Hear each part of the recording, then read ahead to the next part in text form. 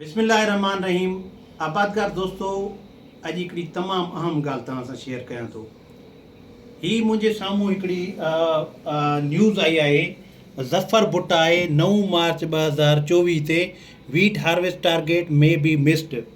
इन जो मतिलबु इहो आहे त हिन साल पाकिस्तान जेको आहे पंहिंजो कणिक जो टारगेट, जेका कणिक जी ज़रूरत हुई, उहो पूरो नथो करे। असांजी ज़रूरत केतिरी हुई? 32 मिलियन टन, ऐं हिन वारे असांखे 29 मिलियन टन ताईं असां जेको आहे पंहिंजो टारगेट हासिलु कयूं था। 3 मिलियन टन जेको आहे उहो असां हासिलु नथा करे सघूं। उनजी हिकिड़ी वॾी अहम वजह आहे। ज़फ़र भुट्टा पंहिंजे हिन रिपोर्ट में लिखियो आहे त उन में माना पाकिस्तान में फर्टिलाइज़र जा क्राइसिस हुया। फर्टिलाइज़र जूं प्राइसिस आसमान सां पिया ॻाल्हाइनि। फर्टिलाइज़र जा जेके क़ीमतूं हुयूं उहे मतिलबु इंतिहा लेवल ते हुयूं। ग़रीब माण्हू, नंढो आबादगार, उहो वठी कोन सघियो। माफ़ियाज़ उहे स्टोर करे छॾिया। उन खां अलावा जेके फर्टिलाइज़र जी अवेलेबिलिटी टाइम ते कोन हुई, जॾहिं कणिक जी सोइंग पई थिए, उन जे करे पाकिस्तान खे 3 मिलियन टन, हिकिड़ो मिलियन हूंदो आहे 10 लख जो, 3 मिलियन मतिलबु 3 लख टन। 3 लख टन, ठीकु आहे। मक़सदु ॻाल्हि जो, जेकॾहिं असां 3 लख टन खे, हिकिड़ो टन हूंदो आहे 25 मण जो, त असां 3 लख टन खे जेकॾहिं कैलकुलेशन कयूं था त इहो करोड़ खरबें रुपयनि जो नुक़सानु आहे पाकिस्तान खे।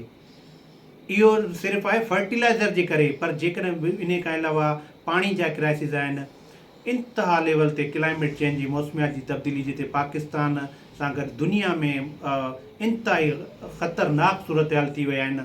बारिशूं पइजनि थियूं ऐं किथे गर्मियूं ज़्यादा थी वियूं आहिनि। ऐं 2003 में 2003 ताईं पाकिस्तान तमामु ख़तरनाक नतीजा ॾिसंदो।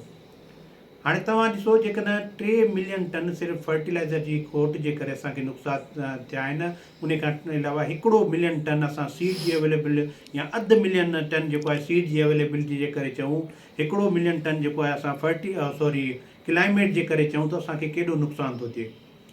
इहे सभु शयूं सोचण जूं आहिनि। आबादगारनि खे सोचण जूं आहिनि, माफ़ियाज़ खे सोचण जूं आहिनि, साइंसदाननि खे सोचण जूं आहिनि, गवर्नमेंट खे सोचण जूं आहिनि। तव्हां इन ॻाल्हि खे सोचो त असां कहिड़े पासे था वञूं। असां अञा हिन वारे जेको आहे मिसाल मौसम, क्लाइमेट चेंज जेका ज़रे बार बार मां ॻाल्हि थो कयां, त इन जा वॾा ख़तरनाक आहिनि, असरात आहिनि। इन्हनि खे सीरियस वठो ऐं पंहिंजे पाकिस्तान जे लाइ, पंहिंजे मुस्तक़बिल जे लाइ सोचो। ऐं असां वटि माना हींअर ॾिसो, 15 ॾींहं पहिरियां गर्मी जहिड़ो मौसम हुयो, वरी अचानक बारिश थी, बारिश खां पोइ मुसलसल सर्दी आहे। हिकिड़नि माण्हुनि वण पोखिया, वण थिया ई कोन। इहे ॻाल्हियूं सोचण जूं आहिनि, सम्झण जूं आहिनि। साइंसदाननि खे बि सम्झण जूं आहिनि, एग्रीकल्चर जे माहिरनि खे बि सम्झण जूं आहिनि, गवर्नमेंट खे बि सम्झण जूं आहिनि, माफ़ियाज़ खे बि सम्झणा आहिनि। असांखे पंहिंजो मुस्तक़बिल जेकॾहिं बचाइणो आहे त एग्रीकल्चर ते तवजो ॾियणो पवंदो। तव्हां सभिनी जी वॾी महिरबानी।